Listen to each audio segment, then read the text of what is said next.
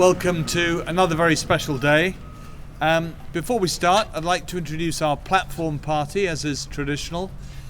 We've got two members of the staff team, and traditionally we've tried to get people to come and ring the bell who perhaps work in the background and keep the wheels on and make a real impact on our ability to save lives at sea, but in a different way. And today we have two very, very worthy bell ringers in Imogen Jones and Ifron Hopper. Big round of applause for them.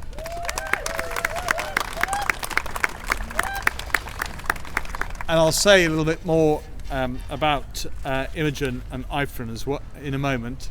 We also have stood up there Roy Giles. Welcome, Roy, who's the LOM at Anstruther Lifeboat Station, and he's come today with Michael Bruce, the coxswain mechanic, to represent the station. You're both very welcome, gentlemen. Thank you for coming. So, more round of applause. So why have we chosen Imogen and Ifron? And I'm going to embarrass them a bit, but I'll tell you a bit about their story. Starting with Imogen. Imogen's only been with us now for 2 years. And after completing a doctorate in English, she decided she was going to have a career change and found herself in the RNLI's marketing apprenticeship scheme.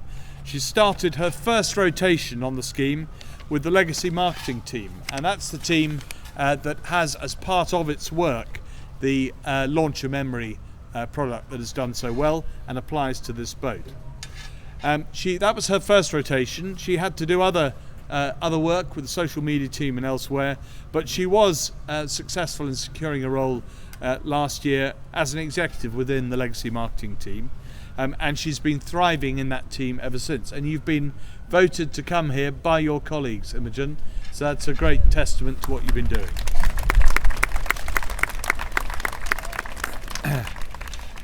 Ifron Hopper is the legacy income manager and runs a team that does all the administration behind turning people's extraordinary generosity into the money we need to support the lifeboat service. He joined the RNLI 6 years ago. He's worked in the legacy and charity sector for 30 years this year. How about that? And prior to that, practiced as a solicitor.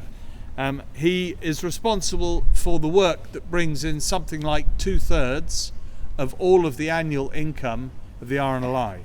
It's a very significant contribution. And he has to deal with a lot of delicate and rather complex matters. And Ifron and I have to talk fairly regularly about some of those that get brought to my attention by members of the public. And we do it very well indeed. He does this on behalf of the trustee board, who own the obligation and responsibility to do it properly. And he's very proud of leading such a motivated and capable team. Thank you both for everything you're doing for the RNLI, and very well done.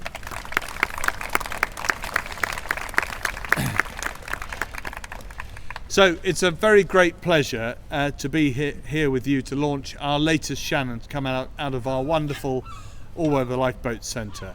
And I'd like to thank everyone who's worked so hard to get us to this stage. Those people include a lifelong RNLI supporter, Miss Jessie Grierson Weir Steen from Glasgow, who died in November 2011. And she left a substantial share of her estate to the RNLI for the purchase of a lifeboat to be named in memory of her parents, Robert and Catherine Steen. And what you have behind me is the RNLB, Robert and Catherine Steen. We're very grateful for the generosity of this lady, whose wish was to support the lifeboat service for generations to come. We're also grateful to the 4,945 launcher memory donors who've paid money to have the names of loved ones put on the side of the lifeboat. Those 4,945 people have raised £363,520, an average donation of £72.03. And they include 4 of my ancestors, all of whom grew up about 2 miles from Anstruther in a place called Kingsbarns, grew up and lived there, and that's in essence, I think, where I sort of come from. I said that in my first outing in this job at the Scottish Council up in Perth.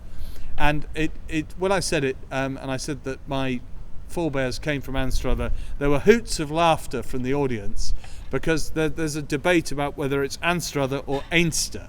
And I think the people in the audience felt it was Ainster, but I know, Michael, you were kind enough to say that you call it Anstruther, and that was okay. So I didn't feel quite as much of a chump afterwards. But it wasn't a great start.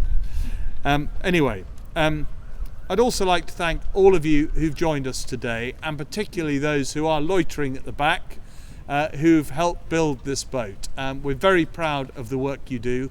You turn out an extraordinary product in terms of quality and the safety it brings to the people who go to sea for us to save lives at sea. We're very proud of this product, and thank you very much for all your work.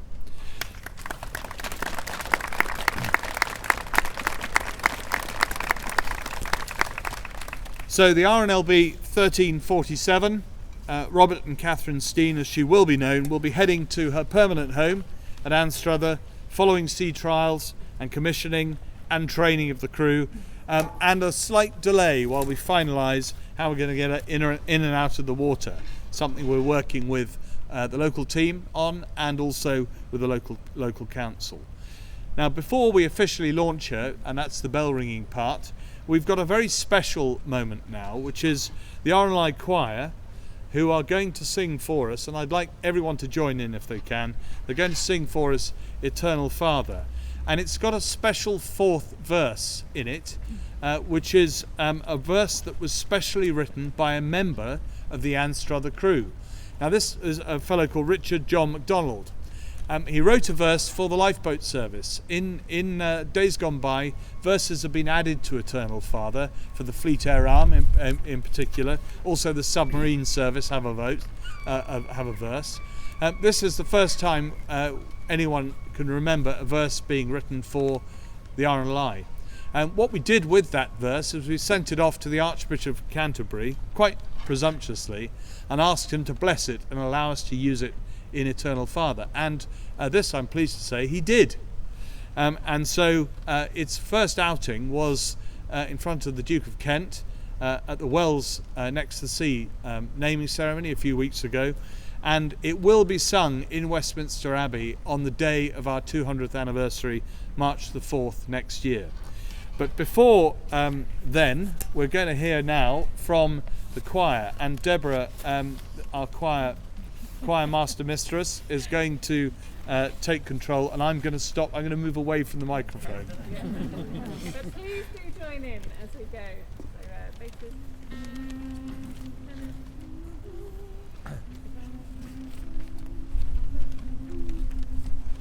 1, 2, 3. Eternal Father, strong to save, whose arm has bound the restless wave, who told the mighty ocean deep his own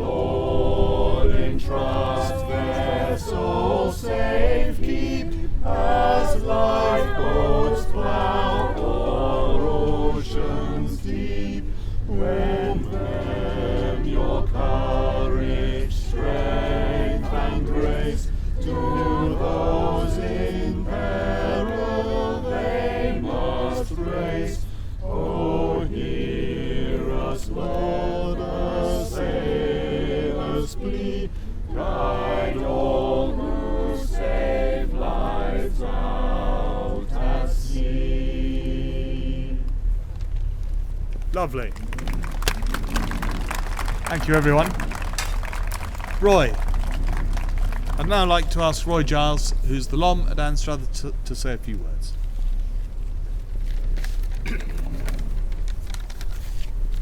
Well, thank you very much, ladies and gentlemen. The Robert and Catherine Steen will replace our Mersey, the Kingdom of Fife, which for 32 years has served us very well, and we will be sad to see her go. But the Shannon will take us into a new era of enhanced capability with a state-of-the-art technology, and the crew, as a crew, we are really excited and can't really wait until we get her up to Anstruther. Our community is also waiting in anticipation. It's fully recognised that the RNLI is demonstrating huge faith and trust in not only providing the Robert and Catherine Steen, but building a wonderful new shed to house her. It's not lost on the people of Anstruther and the surrounding area that the RNLI's commitment results in probably the largest inward investment project the area has seen. As Mark has said, we would not have had this wonderful craft without the money. So with the greatest gratitude, I would like to just reiterate our thanks to the estate of Miss Jessie Steen, the thousands of Launcher Memory campaigners, and also everyone who has supported us by donations, bequests and legacies large and small. Finally, the crew, along with many others in our community, would like from the bottom of our hearts to thank the RNLI, especially those here at the ALC.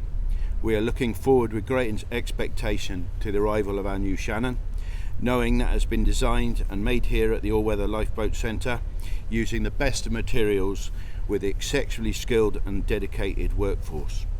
There is no doubt that the Shannon is recognised as right up there in the lifeboating world. Thank you very much.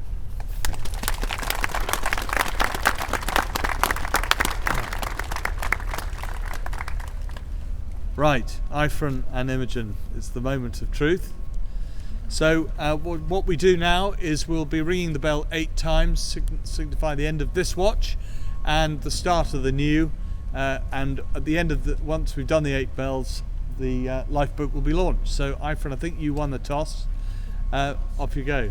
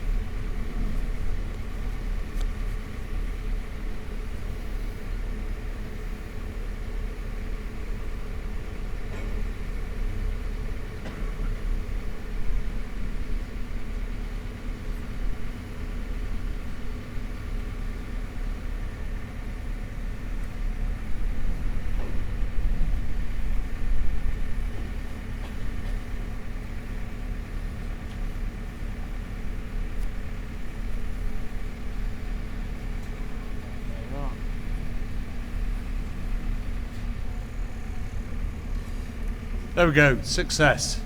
Well done, and very best of luck to her and the Anstruther team.